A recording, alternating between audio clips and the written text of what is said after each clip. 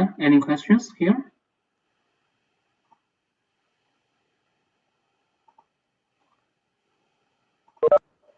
What is the meaning of power density per chip? Power density per chip, you mean here, the second term, power density per circuit?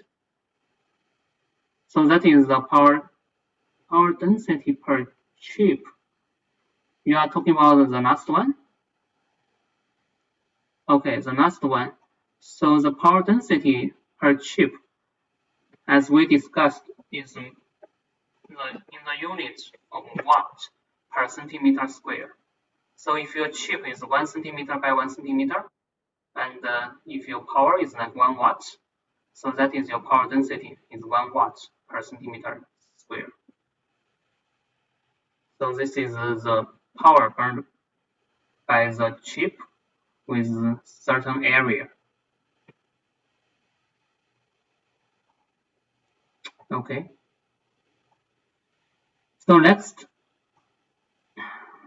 before we move on, so we take the power dissipated by everyone and then divide it by x squared. What do you mean everyone? For power density, we take the total power of the chip divided by the total area of the chip. So that gives you the power density. And the total power is the power of each circuit, let's say each inverter, times how many circuits you have there. That gives you the total power. And then we divide by the area of the chip. So here we assume the area is a constant with the scaling. Let's say your chip size is always 1 centimeter by 1 centimeter. All right. Isn't that the total power by all circuits a constant? Yes, the total power by all circuits on the chip a constant. Yes, but the assumption is that your chip size is a constant. The chip size is always not 1 centimeter by 1 centimeter. If you have that assumption, yes, the total power is a constant. So that translates to the power density, because the chip total power divided by the chip area is the power density.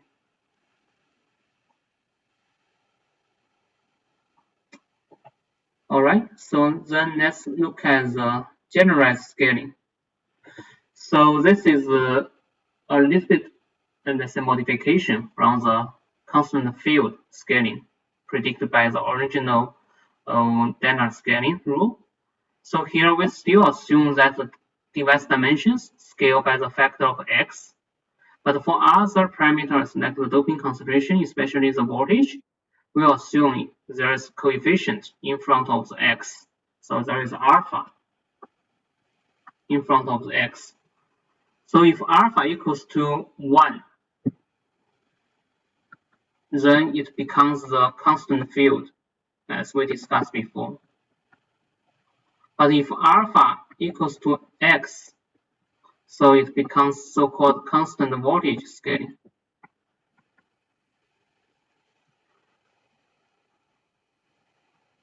Here you can see that if alpha equals to 1, then, alpha equals to x.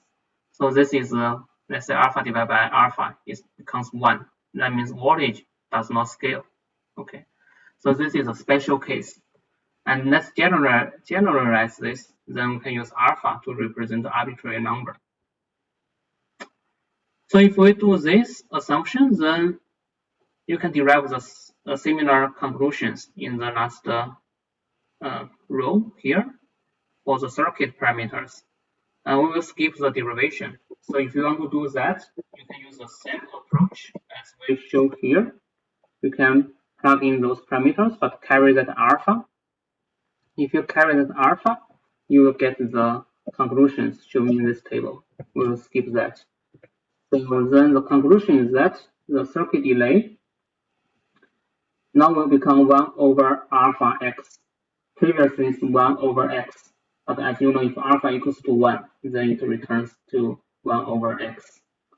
But now if alpha equals to x, if you keep the constant voltage when you do the scaling, then this one will become 1 over x squared. And the power dissipation per circuit will become alpha cubed divided by x squared. So if you use this one, multiply by the circuit density, number of transistors or number of circuits on the chip. Similarly, if you do this multiplication of those two, you will get the power density. And again, if you use alpha equals to 1, then you will get the same conclusion as before as a constant field. But now if alpha equals to x, then you will see that this alpha, because alpha is larger than 1, okay, larger or equal to 1. If it's equal, then it will become a constant field. But in general, it's larger than 1. If it's larger than 1, then you can see that the power density will increase with the scaling.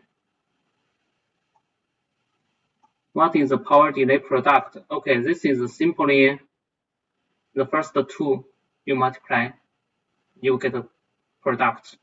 The delay and the power product per circuit is just this tau multiplied by this p. So it's just this one, first one multiplied by the second one. So we didn't discuss this in details. Okay, so here the conclusion. The power density will increase if you don't follow the constant field.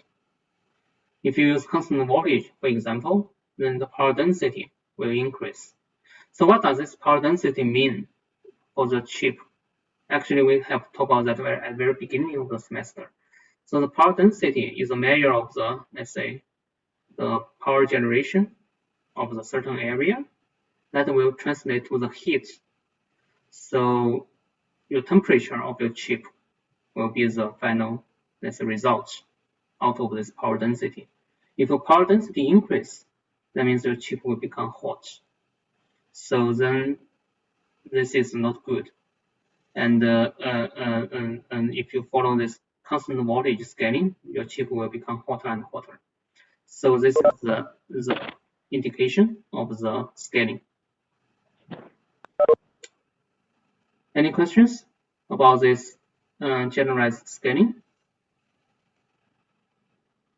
Okay, so let's look at the scaling in practice. So in the reality, okay, the industry does not really follow the constant field or constant voltage scaling, but actually it's a combination of those two. So here, this is a historical trend. For example, at 2 micrometer load, this is probably like 30, 40 years back. So the power supply is 5 volts at that time. And the gate oxide, TOX, is 35 nanometer. So if you use this VDD, 5 volt divided by the TOX 35 nanometer, you get the oxide field across the oxide is 1.4 megavolt per centimeter. And in the first few generations, you see here, the power supply keep a constant. This is constant voltage. This is constant voltage scaling, right? So the power supply is a constant, and then the oxide field will increase. Okay, field will increase. So this is not constant field. This is constant voltage. And why is like this? Because at very early generations, it's not very easy to change the interface of the circuit from one generation to another generation, because your I/O or the power supply, you have certain standards, right? You like the power converter from your AC power to your DC power, and then this DC power supply, you want to be a constant. Because when you change the from generation to generation, you want them to be compatible with previous equipment, let's say the I/O standard. And if you do that, then this is just make it more convenient for the, let's say, for the interface. But the result is the oxide field is going to increase.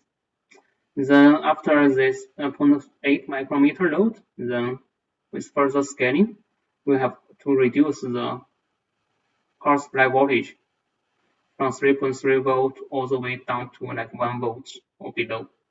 Like 32 nanometer is like 0.9 volts.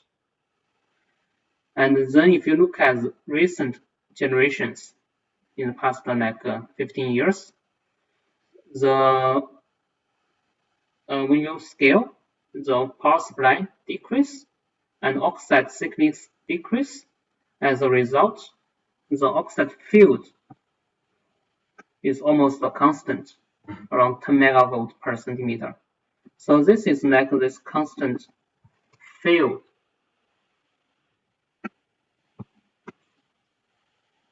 So this is like this constant field scaling, right?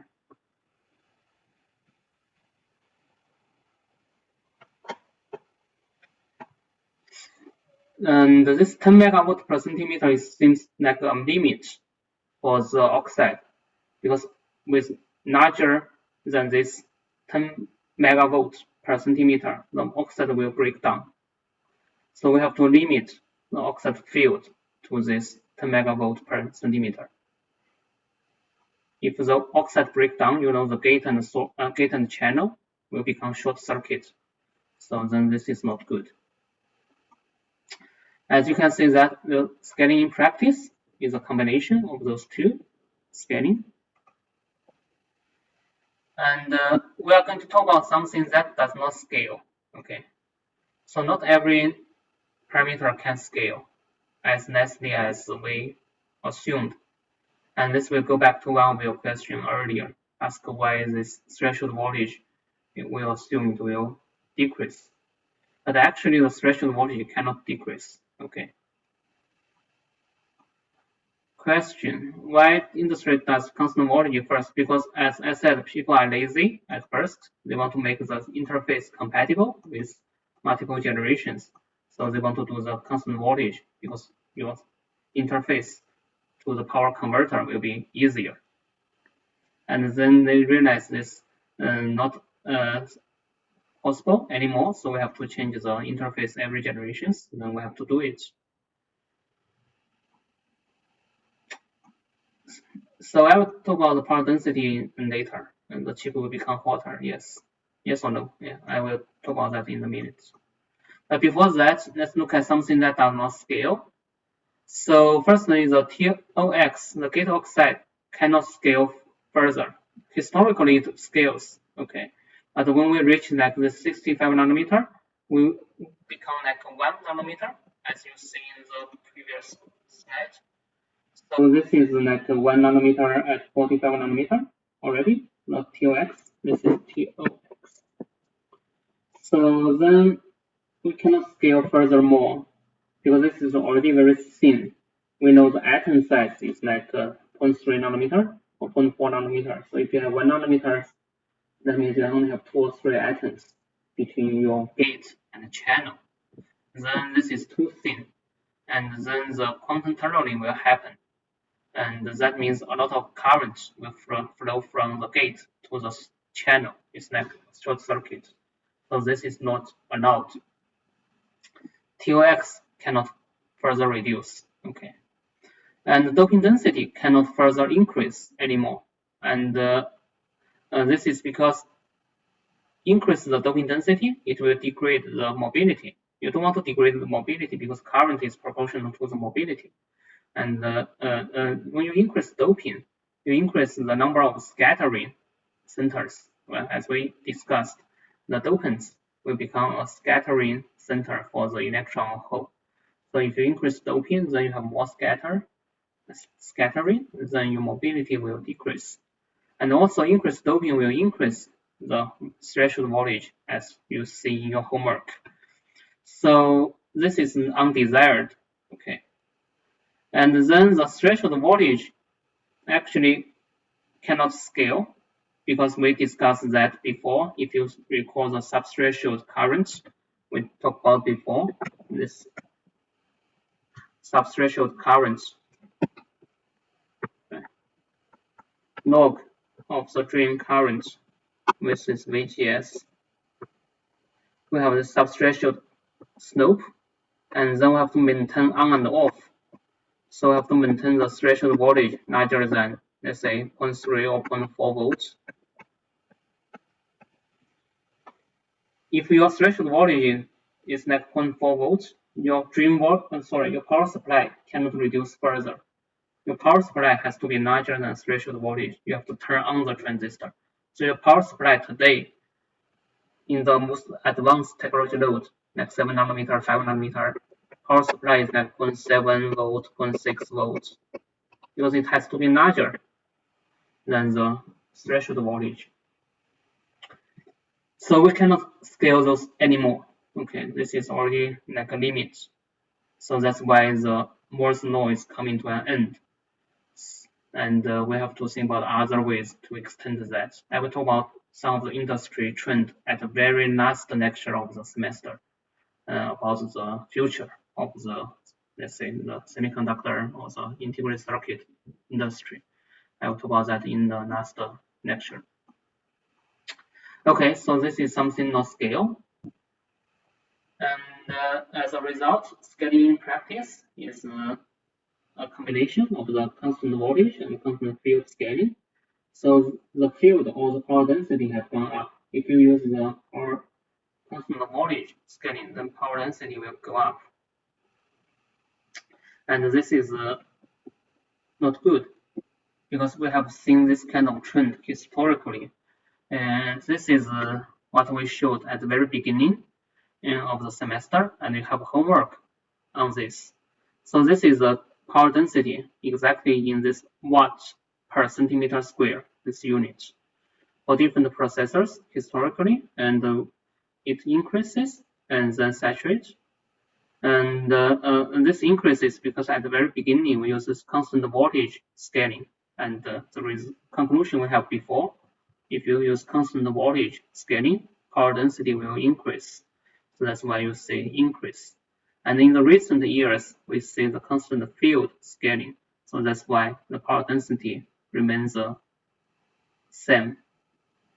The reason here is that we reach the limit of the power density because the chip becomes so hot here. This is what we discussed at the very beginning of the semester, why we reach this power density limit. This will translate to the clock frequency, because you know dynamic power is CVDD squared times clock frequency f. So the clock frequency also follows the same trend. Further, you keep increasing the clock frequency, and then it will saturate in the next 15 years. So this is the historical trend for the scaling. Any questions?